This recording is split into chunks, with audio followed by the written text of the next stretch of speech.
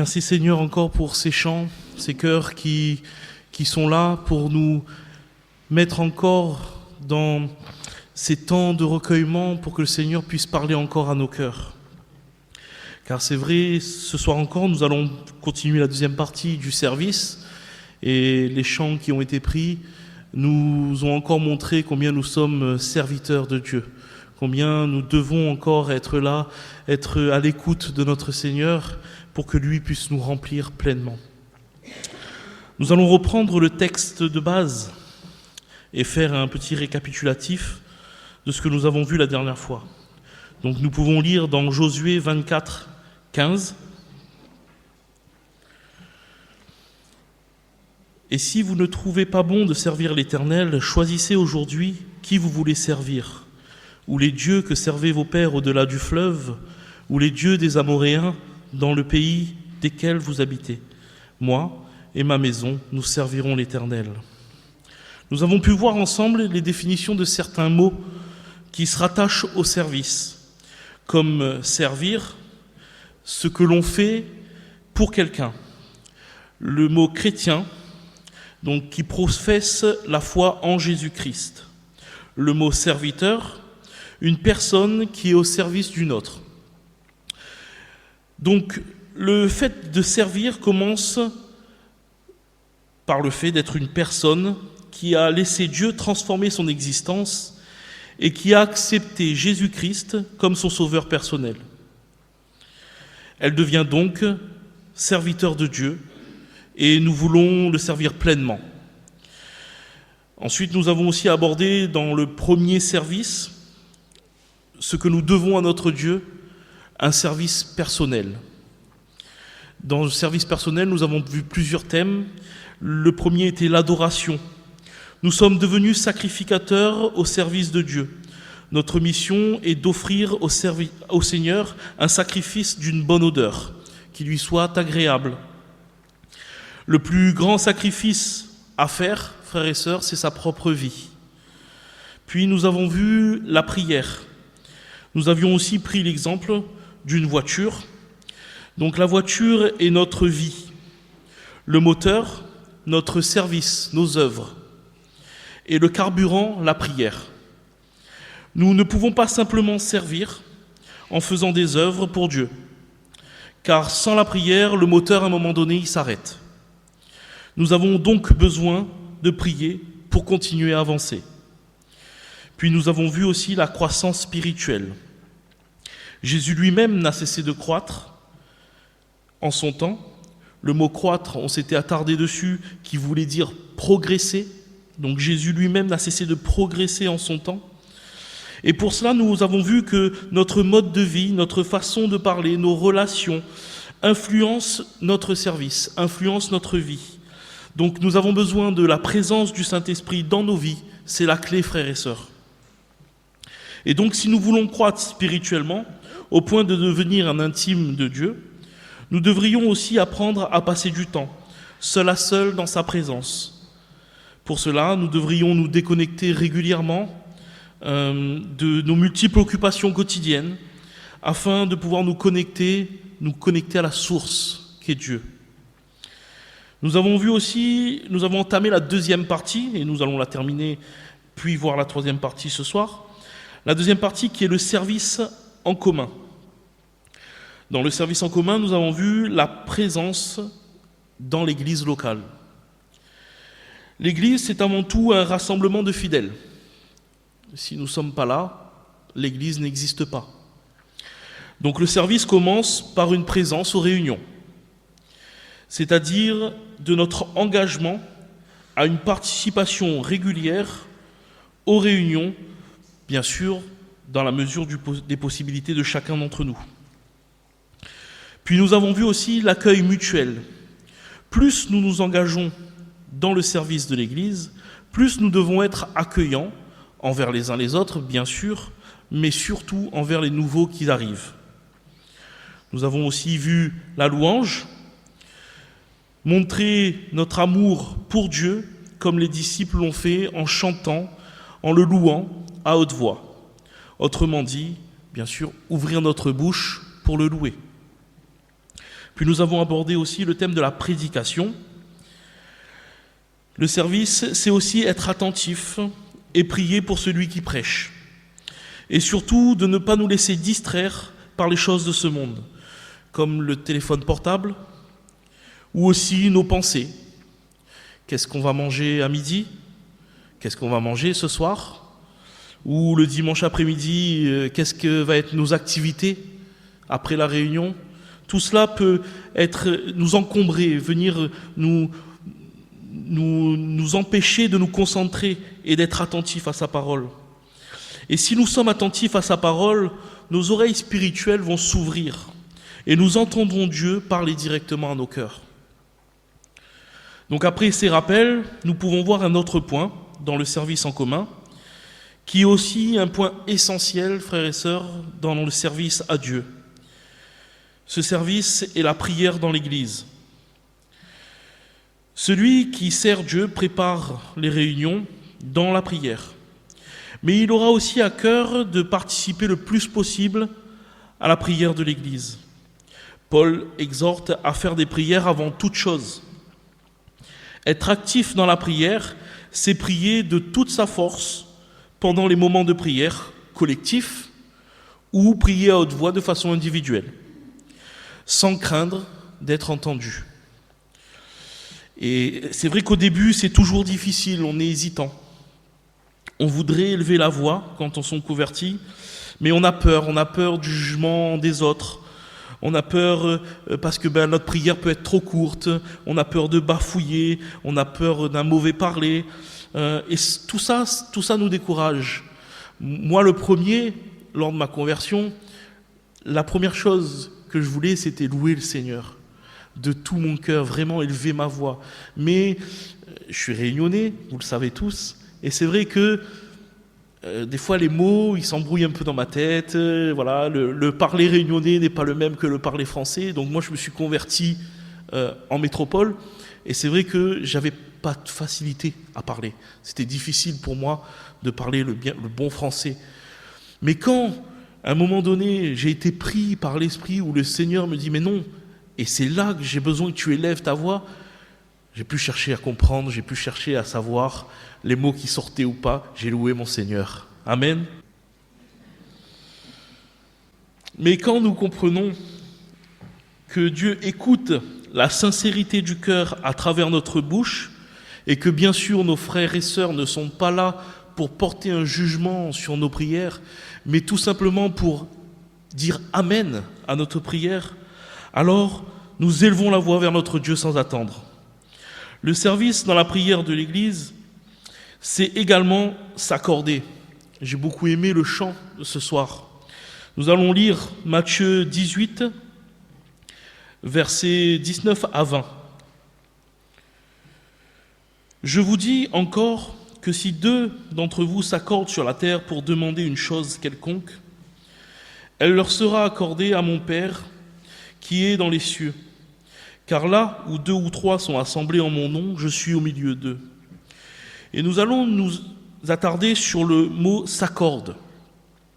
Il vient du grec « symphonéo », qui vient de « symphonéos », traduit par « harmonieux », chose sur laquelle on s'accorde. Et le chant de ce soir nous disait une symphonie pour Dieu. Nous voulons être une symphonie dans la prière, nous voulons que nous accorder dans la prière, s'associer pour que nous puissions intercéder les uns et les autres dans la prière. C'est un point essentiel, important dans le service en commun, la prière, frères et sœurs. Comme nous l'avons vu dans le service personnel, la prière est un point important dans la vie du chrétien. 1 Thessaloniciens 5, verset 17, nous dit « Priez sans cesse ». Que rajouter ? Puis nous pouvons voir un autre point, qui est les offrandes. Alors c'est vrai, l'argent est un sujet difficile à aborder, pourtant, frères et sœurs, la Bible en parle. Exode 25, verset 2, nous dit « Parle aux enfants d'Israël, qu'ils m'apportent une offrande, vous la recevrez pour moi de tout homme qui la fera de bon cœur. Nous lirons aussi dans Exode 35, verset 5. Prenez sur ce qui vous appartient une offrande pour l'Éternel. Tout homme dont le cœur est bien disposé apportera en offrande à l'Éternel de l'or, de l'argent et de l'airain.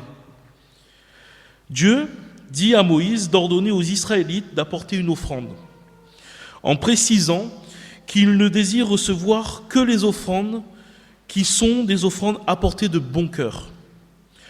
L'offrande est un acte volontaire. Tous, bien sûr, ne sont pas appelés à donner, mais seulement ceux qui ont le cœur généreux. Paul dira la même chose à l'église de Corinthe. 2 Corinthiens 9, verset 7. Que chacun donne comme il l'a résolu dans son cœur, sans tristesse ni contrainte, car Dieu aime celui qui donne avec joie.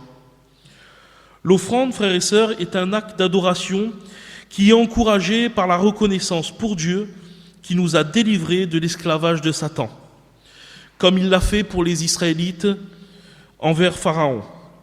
Notre offrande à Dieu devrait être un acte qui nous coûte. Pour les esclaves, imaginez, frères et sœurs, ce que cela représentait. Ils ont vécu dans la misère pendant toutes ces années. Et voici que Dieu leur demande de ce qu'ils ont le plus précieux. Dans 1 Chronique, chapitre 21, verset 22, David dira à Ornan, « Cède-moi l'emplacement de l'aire pour que j'y bâtisse un autel à l'Éternel. Cède-le-moi contre sa valeur en argent, afin que la plaie se retire du dessus du peuple. » Au verset 24, il nous est dit, « Mais le roi David dit à Ornan, « Non, je veux l'acheter contre sa valeur en argent, car je ne présenterai point à l'Éternel ce qui est à toi, et je n'offrirai point un holocauste qui ne me coûte rien. » L'homme pardonné par Dieu doit refuser d'offrir à Dieu quelque chose qui ne lui coûte rien. Cela nous coûte, mais c'est Dieu qui avait tout prévu et qui a tout pourvu. Matthieu 6, versets 25 à 32, nous dit « Ne vous inquiétez donc point, et ne dites pas, que mangerons-nous, que boirons-nous, de quoi serons-nous vêtus ? Car toutes ces choses, ce sont les païens qui les recherchent. Votre Père céleste sait ce que vous avez besoin. » Aussi, nous ne devons pas confondre, celui qui donne n'est pas notre employeur, frères et sœurs. C'est Dieu qui nous donne. Notre employeur n'est que le moyen utilisé par Dieu pour que nous puissions le servir avec notre argent. Je parle bien là, frères et sœurs, d'un chrétien converti dans le service. L'argent que nous percevons dans nos églises ne doit pas seulement être géré avec droiture et rigueur, mais aussi avec la vision de ce que Dieu veut en faire, c'est-à-dire servir à accomplir la mission qui n'a pas changé depuis Moïse. Dieu veut que l'Église permette aux hommes de le rencontrer, qu'ils puissent être délivrés de l'esclavage de Satan pour servir le Dieu vivant et vrai. Frères et sœurs, nous parlons bien là d'une offrande. Nous ne parlons pas de la dîme. La dîme est une prédication encore à part, et qui est notre dû à Dieu, bien sûr. Mais nous parlons là de l'offrande véritable à Dieu, qui peut être utile pour l'entraide aux démunis, pour les frais liés aux différents pasteurs de passage, pour organiser un projet social dans notre quartier, exemple une friperie, un repas, une banque alimentaire. Donc mettre chaque semaine de côté ce que l'on donne à l'œuvre de Dieu est un service pour chacun d'entre nous. Elle rend témoignage des chrétiens qui participent à l'avancement de son œuvre. L'important, frères et sœurs, c'est que l'on donne avec joie, selon ses moyens. Nous avons vu l'ensemble sur le service en commun. Donc nous avons vu là la partie 2, et nous allons entrer dans la partie 3, qui est le service dans l'Église. Dans le service dans l'Église, j'ai voulu commencer par la Seine, la Sainte Seine. Matthieu 26, versets 26 à 29, nous dit « Pendant qu'il mangeait, Jésus prit du pain et après avoir rendu grâce, il le rompit et le donna aux disciples en disant « Prenez, mangez, ceci est mon corps. » Il prit ensuite la coupe et après avoir rendu grâce, il leur donna en disant « Buvez-en tous, car ceci est mon sang, le sang de l'Alliance, qui est répandu pour plusieurs pour la rémission des péchés. Je vous le dis, je ne boirai désormais plus de fruits de la vigne jusqu'au jour où j'en boirai de nouveau avec vous dans le royaume de mon Père. » La Sainte Seine a été instituée par Jésus lui-même. Elle est prise par tous les chrétiens convertis et baptisés. Tous les enfants de Dieu participent à la Sainte Seine. Elle a été instituée par le Seigneur Jésus en remplacement de la Pâque juive. Le père est le chef de la famille, et lors de la Pâque juive, il devait tuer l'agneau du sacrifice et le servir. Jésus, lui, est le chef de l'Église, et il est aussi l'agneau. Et Jésus a transmis cette autorité concernant la distribution de la scène aux disciples. Et ceux-ci l'ont accordé à l'Assemblée dans 1 Corinthiens, chapitre 11, le verset 23 à 26. « Car j'ai reçu du Seigneur ce que je vous ai enseigné. C'est que le Seigneur Jésus, dans la nuit où il fut livré, prit le pain et après avoir rendu grâce, le rompit et dit « Ceci est mon corps, qui est rompu pour vous. Faites ceci en mémoire de moi. » De même, après avoir soupé, il prit la coupe et dit « Cette coupe est la nouvelle alliance en mon sang. Faites ceci en mémoire de moi. Toutes les fois que vous en boirez, car toutes les fois où vous mangez ce pain et que vous buvez cette coupe, vous annoncez la mort du Seigneur jusqu'à ce qu'il vienne. » Le partage de la Sainte Seine doit être fait par ceux qui dirigent l'Assemblée, frères et sœurs. Il est donc plus que normal, et d'un point de vue spirituel, qu'elle doit être partagée par des responsables nommés en accord avec le pasteur dans l'église locale. Nous allons voir un autre thème qui est l'appel. Nous voyons dans la Bible plusieurs types d'appels pour le service à Dieu. Je ne vous parle pas seulement des appels au ministère, mais les appels pour Dieu, pour un service en particulier. Gédéon a été appelé pour le service de Dieu dans le combat. Moïse pour délivrer son peuple. Jésus lui-même a appelé ses disciples pour être des prédicateurs. Paul, ministre de Jésus, a appelé Tite à enseigner et à rechercher des anciens pour l'enseignement du peuple. Nous pouvons le lire dans Tite, chapitre 1, versets 4 à 9. Tite, mon enfant légitime en notre commune foi, que la grâce et la paix te soient données de la part de Dieu le Père et Jésus-Christ notre Sauveur. Je t'ai laissé en Crète afin que tu mettes en ordre ceux qui restent à régler, et que selon mes institutions tu établisses des anciens dans chaque ville. S'il s'y trouve quelques hommes irréprochables, maris d'une seule femme, ayant des enfants fidèles, qui ne soient ni accusés de débauche ni rebelles.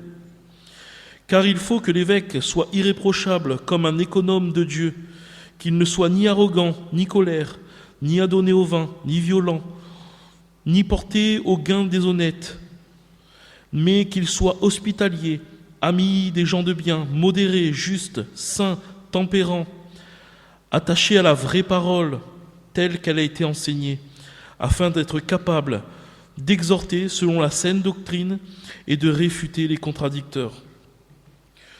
Nous pouvons voir aussi dans Romains, chapitre 12, versets 3 à 8, « Par la grâce qui m'a été donnée, je dis à chacun d'entre vous de n'avoir pas de lui même une trop haute opinion, mais de revêtir les sentiments modestes, selon la mesure de foi que Dieu a départie à chacun.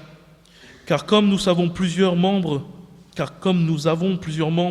dans un seul corps, et que tous les membres n'ont pas la même fonction, Ainsi, nous qui sommes aussi plusieurs, nous formons un seul corps en Christ et nous sommes tous membres les uns des autres, puisque nous avons des dons différents selon la grâce qui nous est accordée, que celui qui a le don de prophétie l'exerce selon l'analogie de la foi, que celui qui est appelé au ministère s'attache à son ministère, que celui qui enseigne s'attache à son enseignement, et celui qui exhorte à l'exhortation, que celui qui donne le fasse avec libéralité, que celui qui préside le fasse avec zèle, que celui qui pratique la miséricorde le fasse avec joie.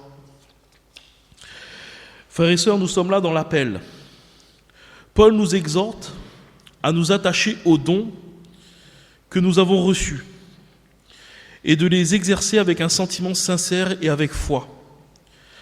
L'appel ne concerne pas simplement la prédication, mais bien d'autres choses. Exemple, chantre, l'école du dimanche, la musique, l'accueil, mais aussi, frères et sœurs, le ménage. Et oui, nous pouvons être aussi appelés à entretenir l'Église, ou aussi comme tout autre service dans notre Église.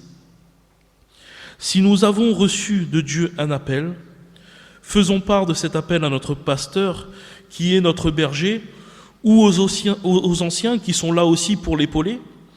Mais bien sûr, pour entrer dans cet appel, dans ce service, comme l'a dit Paul à Tite, nous devons, frères et sœurs, avoir une vie spirituelle qui est un exemple pour les autres.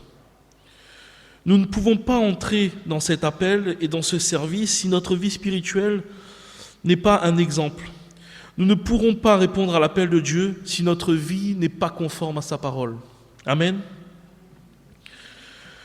Puis nous allons voir aussi les besoins. L'Église locale a besoin de notre service. Chacun de nous a un rôle à jouer et chaque rôle est important. Il y a des petits services pour Dieu. Tous sont utiles. Nous allons voir ce qui se passe dans notre corps quand il nous manque quelque chose, quand il nous manque un de nos organes ou qu'un de nos organes tombe malade. Notre corps souffre bien sûr. On va prendre l'exemple d'une maladie, du pancréas, un organe dont on ne parle pas beaucoup. Le symptôme essentiel d'une pancréatite aiguë est la douleur intense d'apparition brutale. Elle est souvent accompagnée de vomissements et de fièvre. Une paralysie réflexe des intestins peut subvenir,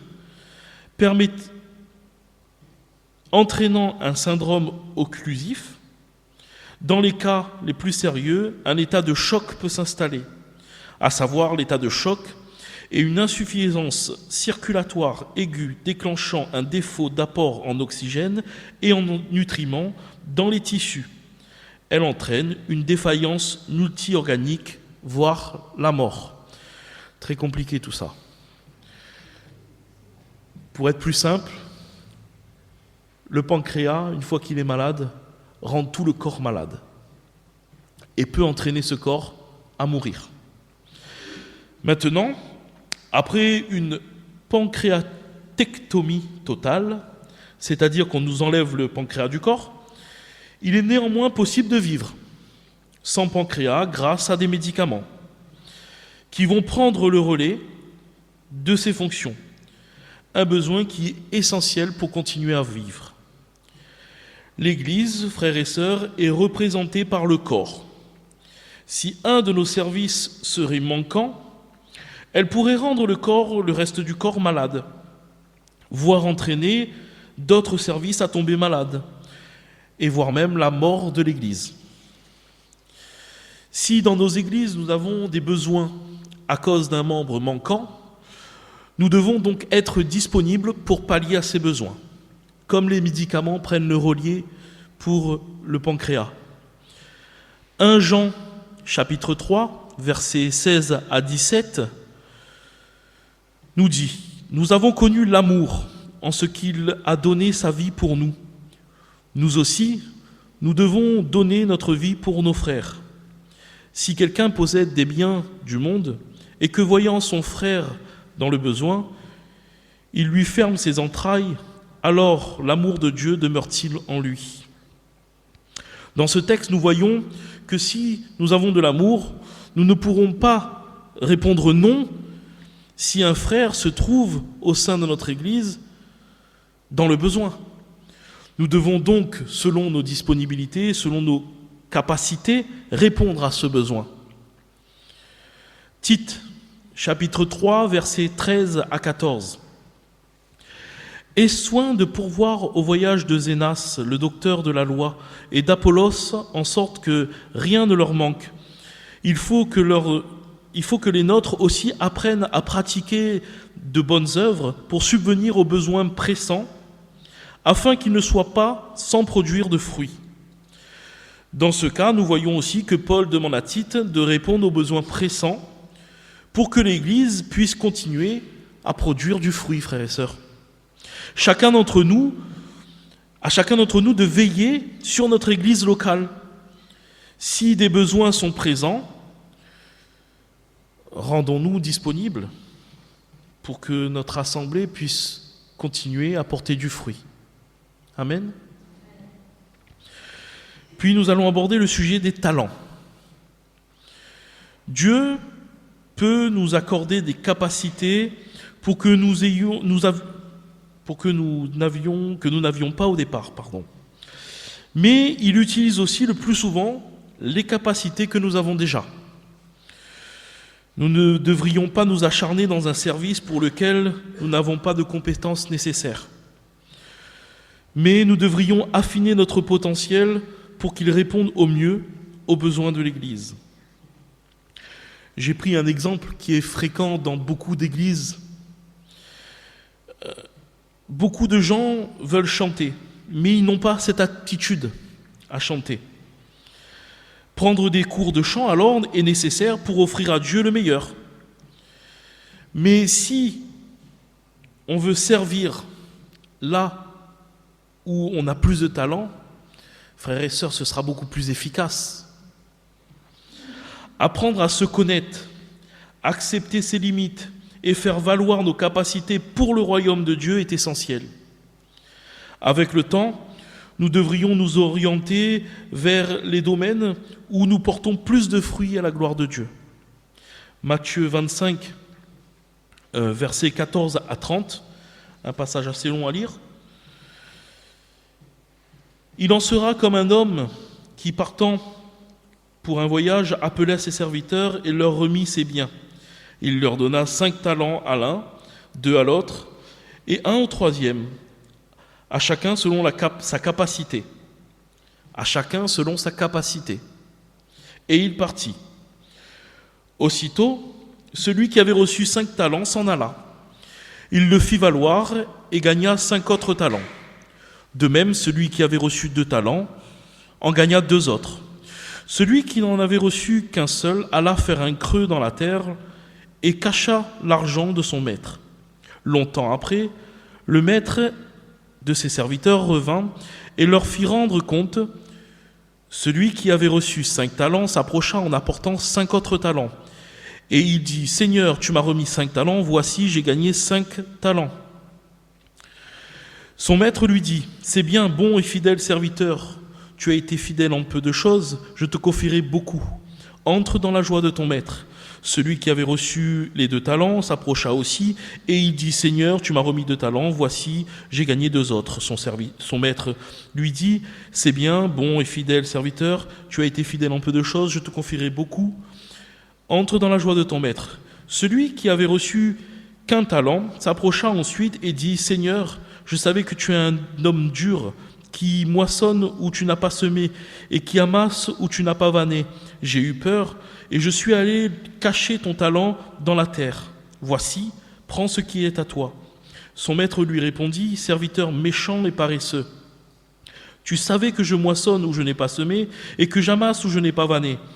Si il te fallait donc remettre mon argent au banquier, et à mon retour, j'aurais retiré ce qui est à moi avec un intérêt. Ôtez-lui donc le talent, et donnez-lui et donnez-le à celui qui a les 10. Car on donnera à celui qui a, et il sera dans l'abondance, mais à celui qui n'a pas, on ôtera même ce qu'il a.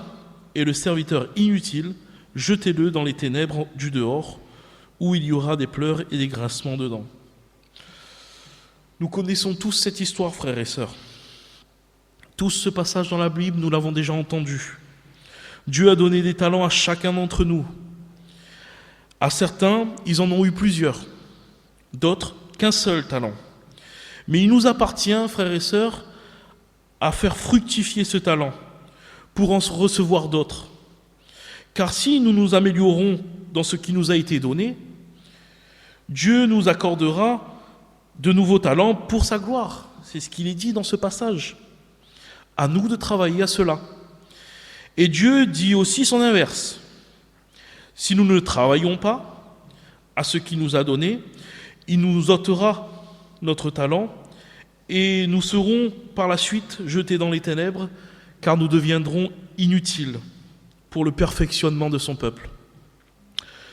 On doit prendre plaisir à servir, mais on ne doit pas servir pour se faire plaisir. Nous allons prendre le dernier passage, après quoi ce sera la fin, qui est l'évangélisation. Première question que je me suis posée, c'est quoi l'évangélisation ? C'est quoi évangéliser ? Matthieu 28, verset 19. Allez donc, faites de toutes les nations des disciples, baptisez-les au nom du Père, du Fils et du Saint-Esprit. Marc 13, verset 10. Il faut d'abord que la bonne nouvelle soit proclamée à toutes les nations. Marc 16, verset 15. Puis il leur dit, allez dans le monde entier, proclamez la bonne nouvelle à toute la création. Dans ces versets, Jésus annonce ce que c'est l'évangélisation. Dieu nous enseigne l'évangile par sa parole. Il va donc sans dire que nous devons parler et enseigner l'évangile aux autres. La vérité à propos de Dieu, la raison pour laquelle nous sommes perdus, ce que pourquoi Jésus est venu et comment répondre à son appel. L'évangélisation n'est pas simplement un transfert d'informations, mais nous sommes appelés à écouter les gens, à entendre leurs objections, en étant bien sûr des modèles de douceur, parce que nous savons, frères et sœurs, que des âmes sont en jeu. Nous voulons voir les gens passer des ténèbres à la lumière. Garder ce but à l'esprit nous aide à savoir les moments opportuns lorsque nous évangélisons. Soyons remplis de l'esprit et témoignons simplement. L'évangélisation a pour but d'annoncer la bonne nouvelle. Et donc une église en bonne santé est censée arborer l'évangile. Pensez, frères et sœurs, à tous les moyens que nous avons aujourd'hui pour annoncer l'évangile, pour présenter l'évangile. Nous avons la possibilité de chanter l'évangile. Nous voyons l'évangile à travers la Sainte Seine. Nous entendons l'évangile lorsque nous prêchons, mais aussi lorsque nous prions. L'évangélisation repose, frères et sœurs, sur l'amour et l'unité. Jean 13, verset 35, Jésus dit « À ceci, tous connaîtront que vous êtes mes disciples, si vous avez de l'amour les uns envers les autres. » Jésus dit que l'amour que nous portons les uns aux autres dans l'Église est la preuve que nous sommes réellement convertis. Et lorsque nous sommes unis dans l'Église, nous montrons au monde que Jésus est le Fils de Dieu. Après son départ, il nous est rapporté que ses disciples ne cessaient d'enseigner et d'annoncer la bonne nouvelle du Christ. Et qu'à leur écoute, des milliers de vies ont été transformées. C'est ce que nous voulons aujourd'hui, frères et sœurs. Amen. Nous voulons aujourd'hui que des milliers de vies soient transformées dans ce lieu, dans nos villes. Nous voulons apporter l'Évangile. Acte 1, verset 8 nous dit « Mais vous recevrez une puissance, le Saint-Esprit survenant sur vous, et vous serez mes témoins à Jérusalem, dans toute la Judée, dans la Samarie et jusqu'aux extrémités de la terre. » Donc nous voyons là que le service dans l'évangélisation, c'est quelqu'un qui témoigne par sa vie, mais conduit par l'Esprit. Amen. Pour conclure, nous pouvons aussi voir qu'est-ce que nous pouvons offrir d'autre au Seigneur. J'ai mis que nous pouvons lui offrir de l'amour, dans notre service bien sûr, de l'amour. Luc 10, verset 27, il répondit « Tu aimeras le Seigneur ton Dieu de tout ton cœur, de toute ton âme, de toute ta force, de toute ta pensée, et ton prochain comme toi-même. » Nous pouvons aussi lui offrir du temps. Psaume 37, verset 4, « Fais de l'Éternel tes délices, et il te donnera ce que ton cœur désire. » Nous pouvons aussi lui offrir le matériel. Proverbe 3, versets 9 à 10, « Honore l'Éternel avec tes biens et avec les prémices de ton revenu. Alors tes greniers seront remplis d'abondance et tes cuves regorgeront de mou. » Nous pouvons aussi offrir au Seigneur le meilleur. 2 Samuel, chapitre 24, verset 24. « Mais le roi dit à Aravna, je ne sais pas si je le prononce bien, « Non, je veux l'acheter de toi à prix d'argent. Je n'offrirai point à l'Éternel, mon Dieu, des holocaustes qui ne me coûtent rien. » Et David acheta l'aire et les bœufs pour 50 cycles d'argent. Frères et sœurs, demandez à Dieu ce soir ce que vous pouvez lui faire d'autre pour lui, ce que vous pouvez lui offrir, quel service vous pouvez rendre à Dieu. Peu sont appelés à servir à plein temps, et moins encore à devenir prédicateurs. Mais Dieu n'appellera pas à une fonction de responsabilité celui qui a esquivé toutes les petites corvées. Vous pouvez en être certain. On peut commencer par nettoyer l'église, faire la vaisselle après des rencontres, 1000 petits travaux que d'autres ne verront pas, mais Dieu saura que vous l'avez fait, frères et sœurs. Il est possible que Dieu, bien sûr, vous appelle à un service à temps plein.